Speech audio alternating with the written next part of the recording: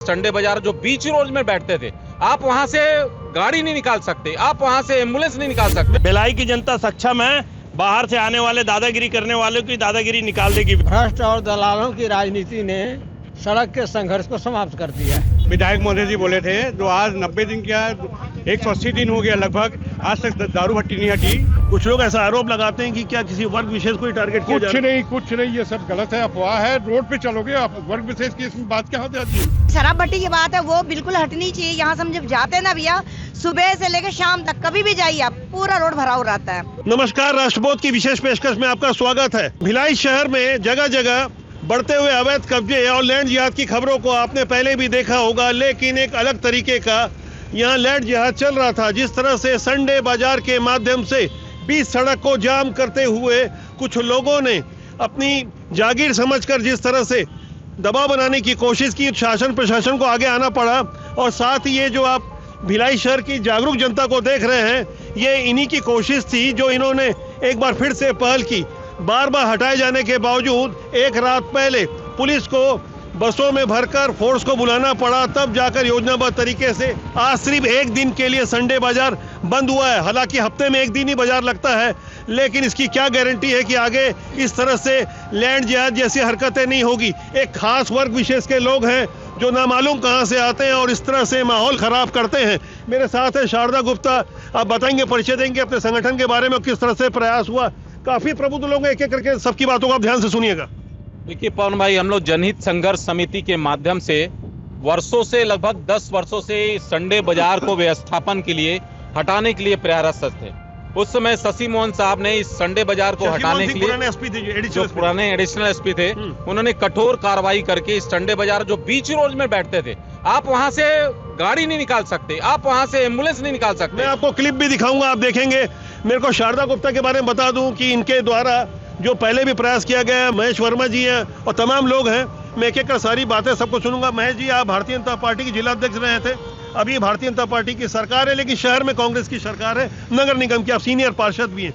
कैसे देख पाते हैं, आपकी जिम्मेदारी कैसी है इसमें? सबसे बड़ी बात है, सबसे पहले मैं प्रशासन को धन्यवाद दूंगा, जिनके प्रयास से, और जनहित समिति के समस्त कार्यकर्ताओं को धन्यवाद दूंगा कि उनके प्रयास से आज ये रोड क्लियर हो पाया है, और भविष्य में भी इसी प्रकार से क्लियर रहे, ऐसे मैं उम्मीद करूंगा। और साथ ही साथ यहाँ के व्यापारियों से निवेदन करूंगा कि अपने दुकान के सामने ठेले ठुमके कपड़े बेचने वालों को लगाने न दे। कहीं बाहर से आने की बात हो रही है, बाहर से आने वालों को भी न बसने दे। नहीं, बाहर से कुछ लोग आते हैं, ऐसा पता चला, कुछ आतंक फैलाते हैं, दादागिरी करते हैं, कानून को नहीं मानते। इनके बारे में क्या कहना है आपका? भिलाई की जनता सक्षम है, बाहर से आने वाले दादागिरी करने वालों की दादागिरी निकाल देगी। भिलाई बहुत सक्षम लोगों की शहर है, तो दादागिरी निकाल देगी। अच्छी की एक मेरे साथ शिक्षाविद हैं, आप बृजमोहन उपाध्याय जी हैं, एक स्कूल का संचालन करते हैं। बृजमोहन जी, आप मुझे बताएंगे, अनेक सामाजिक कार्यों में आपका योगदान रहता है, आप कैसे देख पा रहे हैं इन लोगों को, क्या कहना चाहेंगे जो पूरे शहर को जाम करके रखते हैं? मैं ये बोलूँगा कि लोगों को धर्मनिष्ठ होना चाहिए, समाज के प्रति जागरूक होना चाहिए। और जिस तरह से पिछले 6 महीने से यहाँ संडे बाजार में आने जाने वालों को तकलीफ हो रही थी, और निश्चित रूप से इस तरह का शासन प्रशासन को जागरूक होके और इस तरह का कदम उठाना चाहिए था, जो आज दिख रहा है। गौर करने वाली बात यह है कि जनप्रतिनिधियों से काफ़ी उम्मीदें थी। अभी जो बहुत बड़े बड़े यहाँ के जनप्रतिनिधि हैं, वो उम्मीद पे कहीं खरे उतरते नजर नहीं आ रहे। मैं बड़ी जिम्मेदारी से बात कह रहा हूँ, ये आम जनता है, कुछ निर्वाचित लोग भी इसमें से हैं, सारे लोग ऐसे नहीं हैं, लेकिन ज़्यादातर जनप्रतिनिधि अपनी ड्यूटी ठीक से नहीं कर रहे हैं। एक भारतीय जनता पार्टी से जुड़े हुए कन्हैया सोनी जी हैं, आप मुझे बताएंगे कन्हैया जी, आप कैसे देख पा रहे हैं संडे बाजार के बारे में, क्या कहना है आपका? मैं तो यही कहूँगा, देखो, हम किसी व्यापारी का विरोध नहीं करते, दुकान सभी को लगाने का अधिकार है, पर उसका सिस्टम होना चाहिए।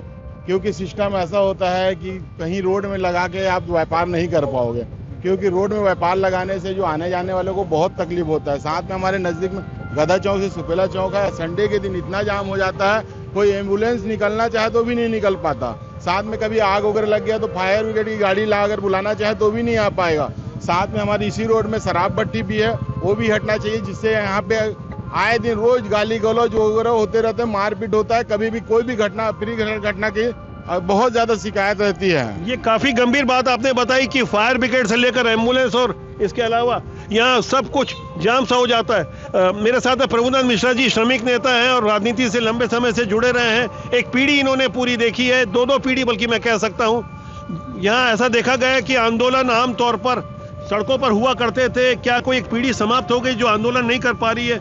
बहुत देर से और धीरे धीरे लोगों को समझ में आ रही है बातें। बिल्कुल सही कह रहे हो।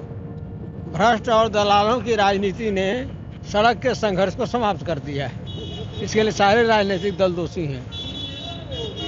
और जहाँ तक संडे मार्केट का मामला है, पूरा दुनिया अभी आज पूरा विश्व अतिक्रमण के चपेट में है, चाहे लैंड जिहाद हो चाहे जनसंख्या जिहाद हो। एक मानसिकता बन गई है, जब शासन प्रशासन कमजोर होता है, जागरूक लोग जब सोते हैं, निष्क्रिय होते हैं, ऐसे दुष्ट प्रवृत्ति के लोग संगठित रूप से अतिक्रमण करते हैं,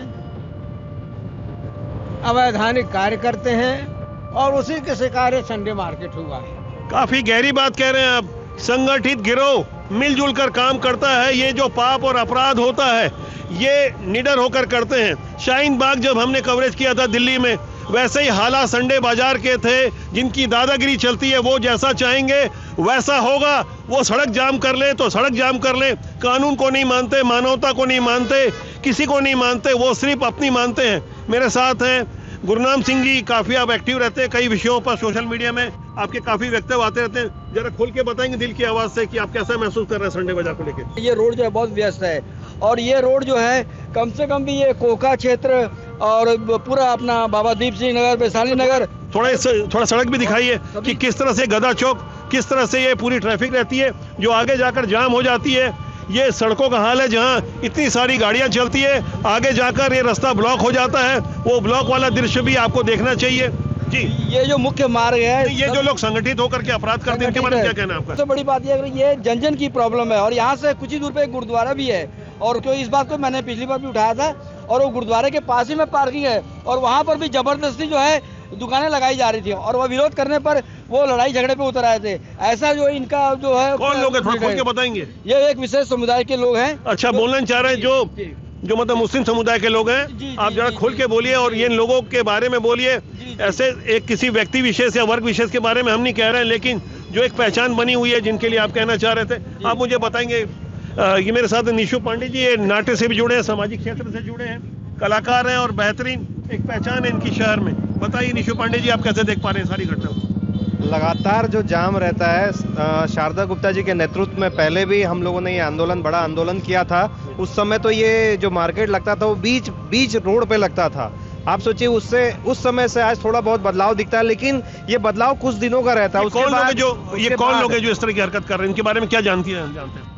इसमें है तो सारे लोग, लेकिन जो वो क्षेत्र है उसमें बहुत आयत में बाहर से व्यापारी, हमने जो सुना है कि बाहर से लोग आते हैं और यहाँ पर बाजार लगाते हैं और उसके बाद ये परिस्थिति ऐसी बन जाती है कि भीड़ वाली स्थिति। और इसके लिए सिर्फ उन लोग के साथ साथ मैं यहाँ के नागरिकों से भी अनुरोध करूंगा जो उस जगह खरीदारी करते हैं कि अपने व्हीकल, क्योंकि दोनों एंड से जो बेचने वाले और जो खरीदार है, खरीदार जब रास्ते में बाइक रख देता है और एकदम रोड में खड़े रह के चले जाता है सस्ता सामान ढूंढने के लिए, तो खाली पब्लिक की जवाबदारी है कि पब्लिक इस बात को देखे। जिन लोग मार्केट लगा रहे हैं उनके लिए कुछ नहीं, दोनों सबकी अपनी अपनी जिम्मेदारी है। और यहाँ पे जो खरीदार है उनके लिए भी बोलूंगा और जो बाहर से आ रहे हैं अगर वहाँ बाजार नहीं लगेगा तो क्या संभव है कि वहाँ पर इस तरह से जाम लग पाता? मेरे साथ विनोद उपाध्याय जी, श्रमिक नेता हैं, भिलाई इस्पात संयंत्र में काम करते हैं और भिलाई की पहचान ही भिलाई इस्पात संयंत्र से।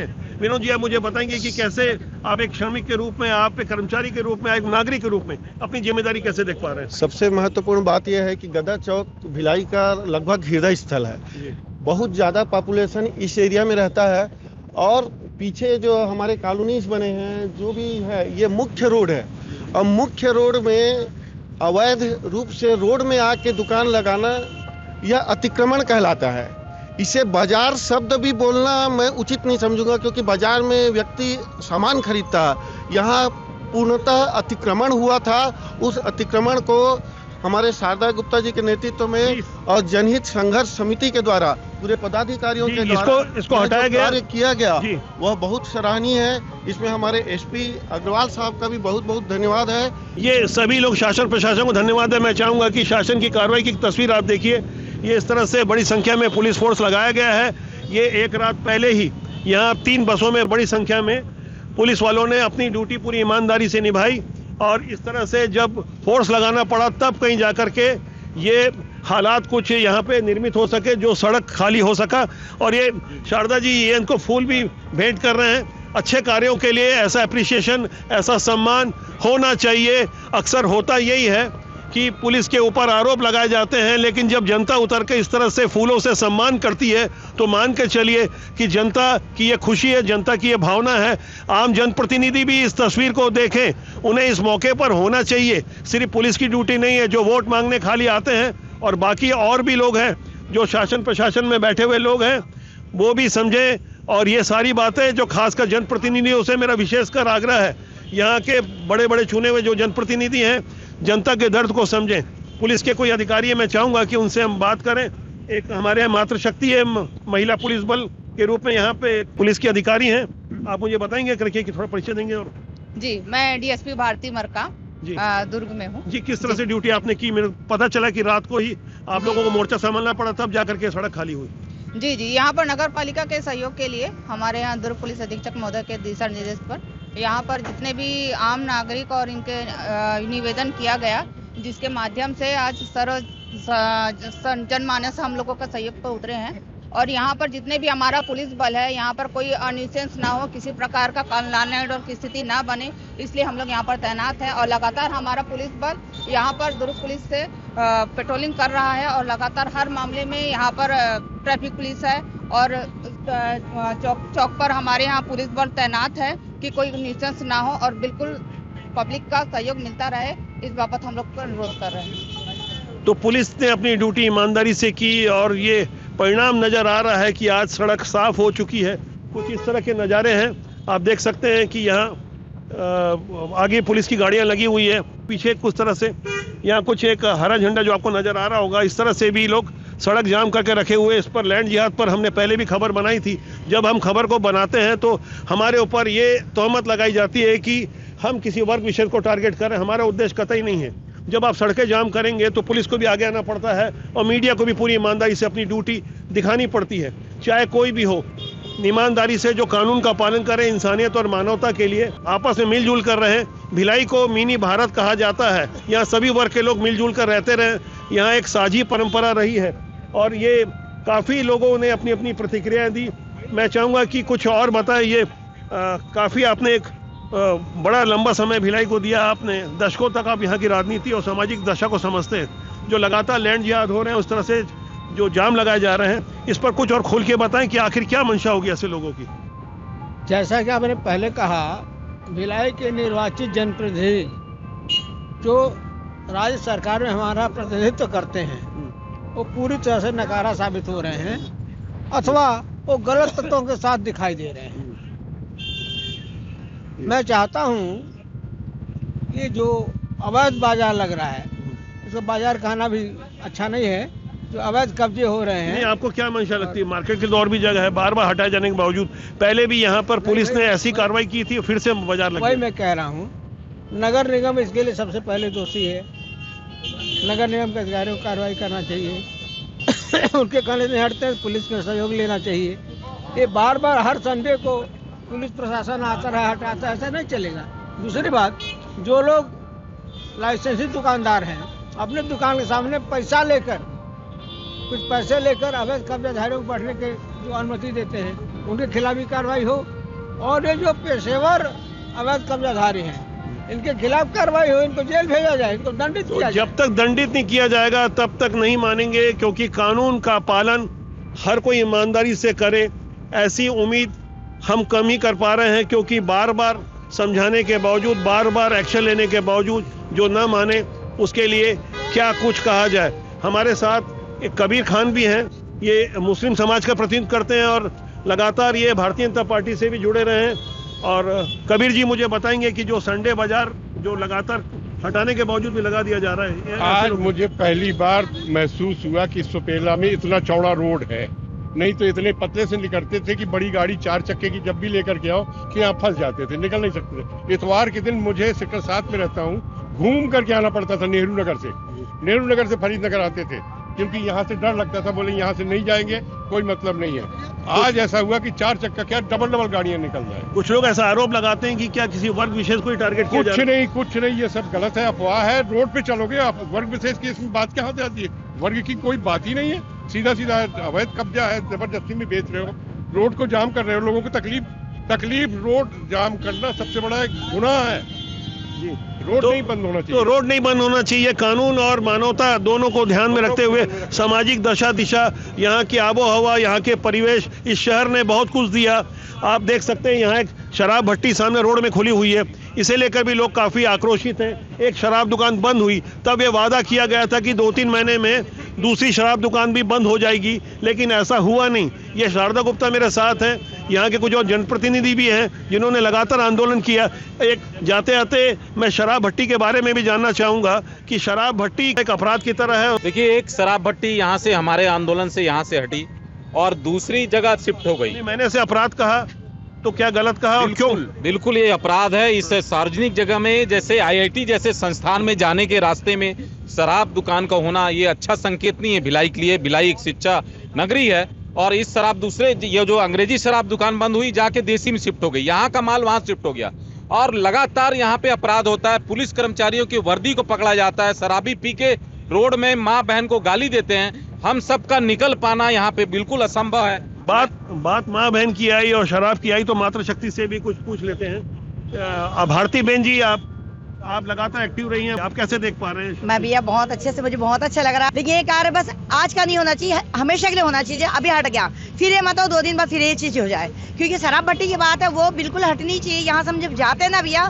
सुबह से लेकर शाम तक कभी भी जाइए आप, पूरा रोड भरा हुआ रहता है और माता बहनें बच्चे सब बहुत परेशान रहते हैं। जी। एक पुराने जनप्रतिनिधि हैं राजेश प्रधान जी, आप पार्षद रहे हैं, नगर निगम के ऊपर ये आरोप लग रहा है कि शराब दुकान हो या संडे बाजार हो, ये इसके लिए शहर सरकार यानी फिलहाल जिनकी सरकार है वो जवाबदार है। आप कैसे? पार्षद जब मैं बना नया तो सदन में सामान्य सभा में सबसे पहले संडे बाजार का मुद्दा मैंने उठाया था। कुछ जनप्रतिनिधियों ने विरोध किया था, फिर हमने एक टीम बनाई शारदा गुप्ता भैया के साथ मिल के, जिसके लिए हमने खूब लड़ाई की। तो निगम प्रशासन और पुलिस प्रशासन से मिल के एक बार कार्रवाई हुई थी। कार्रवाई होती है फिर वो ठंडे हो जाती है, कार्रवाई होती है फिर ठंडी पड़ जाती है। ये ठंडी क्यों पड़ती है? इस ठंड को भी आप समझते हैं, ठंड के मौसम में जो गर्मी पैदा कर दी गई है, तो हम समझना चाहेंगे कि ये कैसे देख पा रहे हैं। आप कुछ बोलना चाहेंगे भाई साहब, जिस तरह से यहाँ शराब भट्टी और ये शराब भट्टी ही हटनी चाहिए। यहाँ पर शराब भट्टी से लोग बहुत परेशान हैं। हमारे रिकेश सिंह जी बोले थे 90 दिन के बाद शराब भट्टी यहाँ से हटेगी। विधायक महोदय जी बोले थे, जो आज 90 दिन क्या 180 दिन हो गया लगभग, आज तक दारू भट्टी नहीं हटी। यहाँ से इंग्लिश भट्टी हटा के वहाँ देसी में शिफ्ट कर दिया गया है। शाम को मेरा इन नेताओं से है बोलना है कि शाम को यहाँ की बहू बेटी को गुजरना बहुत मुश्किल है। शाम को 6 से लेकर 10 बजे तक यहाँ रोड में गाली देना, पेशाब करना, एक दूसरे को छिंटेगिरी करना सब हो रहा है। आम जनता का दर्द है, शराब भट्टी हटना चाहिए, संडे बाजार परमानेंट हट जाना चाहिए। जिसे बाजार कहा जा रहा है दरअसल वो अवैध कब्जा है। हमारी भाषा से कुछ लोगों को ऐतराज हो सकता है, लैंड जिहाद से तकलीफ हो सकती है, लेकिन अपराध तो अपराध होता है। भावनाओं को जो नहीं समझते उन्हें समझना चाहिए, कानून का पालन करना चाहिए। इंसानियत और मानवता के लिए न वहाँ से एम्बुलेंस गुजर सकती है, न फायर ब्रिगेड गुजर सकती है, लेकिन आज एक आशा की किरण दिखी है। जहाँ आस है वहीं सांस है। राष्ट्रबोध आपका अपना जनमंच है, हमारी कोशिश है कि ये आवाज़ और बुलंद होनी चाहिए। जनमंच को आप सब ने साथ दिया, मैं चाहूँगा कि राष्ट्रबोध के इस जनमंच के लिए आप इसे सब्सक्राइब करें, ढेर सारा प्यार दें। आम जनता की आवाज़ बनकर हम यूं ही आगे बढ़ते रहेंगे। राष्ट्रबोध का सूत्र वाक्य है, राष्ट्र ही सर्वोपरि। नमस्कार।